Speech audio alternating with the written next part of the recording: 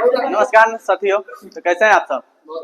तो आज का टॉपिक है हमारा इमरजेंसी प्रिपेयरनेस। तो इमरजेंसी होता क्या है। तो इमरजेंसी हम उस स्थिति को कहते हैं जो अचानक से किसी कारण पैदा होती है, और स्थिति को हम अचानक से पैदा होती है, इस स्थिति में ज़्यादा जान माल की नुकसान होती है। इस स्थिति में हमें हो जाती है तो हमें राहत और बचाव कर्मियों की आवश्यकता पड़ती है। अगर इससे भी कंट्रोल नहीं होता है तो हमें बाहर से भी मदद लेनी पड़ती है। अगर आप कारखानों में या कंपनियों में अगर काम कर रहे हैं तो इमरजेंसी कंडीशन को नकारा नहीं जा सकता है, क्योंकि इससे हमें केमिकल लीकेज हो सकता है, गैस लीकेज हो सकता है, भूकंप आ सकता है, ब्लास्ट हो सकता है। ये सब कंडीशन पैदा हो सकती है। अब इससे हमें बचेंगे कैसे। तो हम ऐसा स्थिति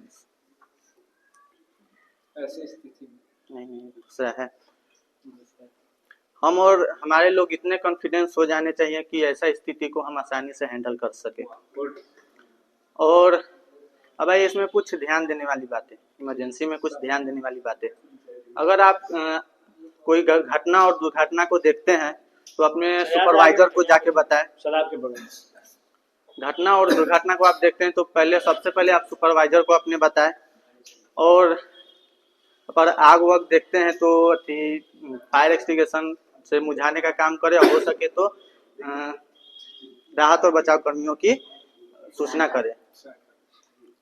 और सूचना करने के समय आप अपनी बातें संक्षिप्त में बताएं। ऐसा होता है कि घबराहट में आप उल्टा पुल्टा बोल देते हैं, तो ऐसा करना नहीं है। सही बात बतानी है और सही जगह बताना है।